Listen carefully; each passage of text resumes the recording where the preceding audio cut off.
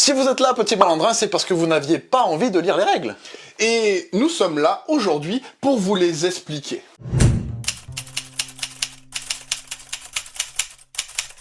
Bienvenue dans ce jeu d'enquête coopératif qui est Enquête Express. Vous allez voir que déjà, le matériel est uniquement constitué de cartes.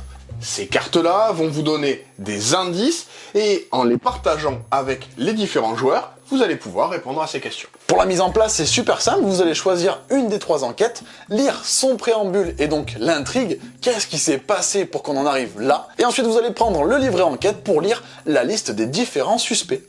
Suite à ça, ce que vous allez faire, c'est positionner les cartes que constitue l'enquête sur leur face cachée et sur la table. Un petit peu éparpillées ou super bien rangées. Ça, c'est vous qui voyez.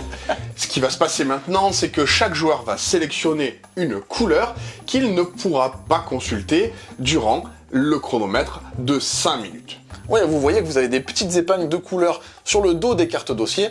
Une fois que vous avez choisi cette couleur, vous ne pourrez plus les regarder dans le temps imparti. Vous allez mettre en place un chronomètre. Ce chronomètre de 5 minutes, si vous jouez dans les règles, si vous jouez avec une variante un petit peu Z, 6 minutes. Ça peut le faire aussi. Et maintenant, chaque joueur va rentrer dans une nouvelle phase à partir du moment où on lance le chronomètre. Oui, chaque joueur va pouvoir consulter une carte dossier, bien la regarder parce que dessus vous allez avoir potentiellement du texte, des présentations de personnages, des illustrations, il va falloir se souvenir de tout ce que vous voyez, chaque détail est important. Une fois que vous l'avez consulté, vous la reposez pour en prendre une autre et pour que vos comparses puissent également la prendre. Tout ça en 5 minutes. Et tout ça se passe simultanément. Comme le disait Pierre-Louis, vous allez vous retrouver à essayer de tout mémoriser. Les petits détails des illustrations, le texte au dos des cartes, même les titres vont avoir de l'importance.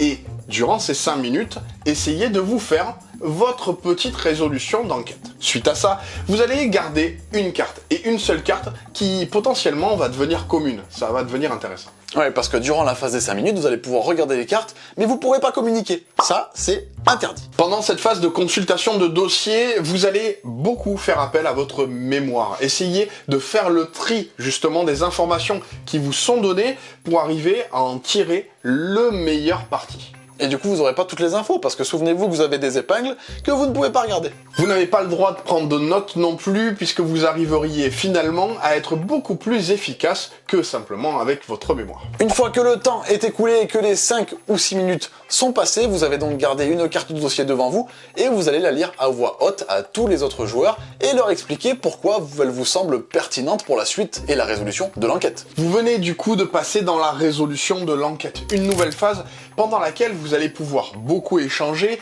partager vos informations, communiquer. Ne l'oubliez pas, on est dans un jeu complètement coopératif. Ça y est, c'est le moment de parler là.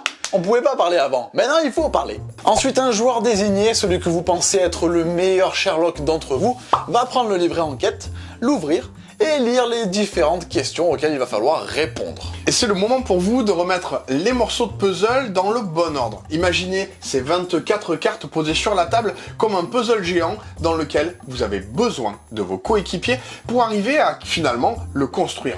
24 cartes. C'est pas facile ça. 24 cartes 24 cartes. Ça passait pas. 24 cartes. Putain! Vous allez pouvoir faire des allers-retours justement entre conversation et questions pour essayer justement d'être pertinent, d'être sûr de répondre vraiment très proche à la question posée. Et là, vous allez voir que vous allez commencer à raccrocher les wagons. Si jamais vous n'y arrivez pas, vous avez 2 possibilités. Soit prendre une des 2 cartes indices disponibles, elles vous guideront dans le choix de la voie à suivre.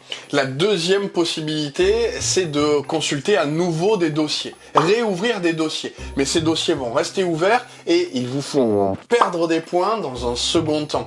Faites-le si vraiment ça vous semble nécessaire, mais essayez quand même de faire un score digne de ce nom, Sherlock Holmes.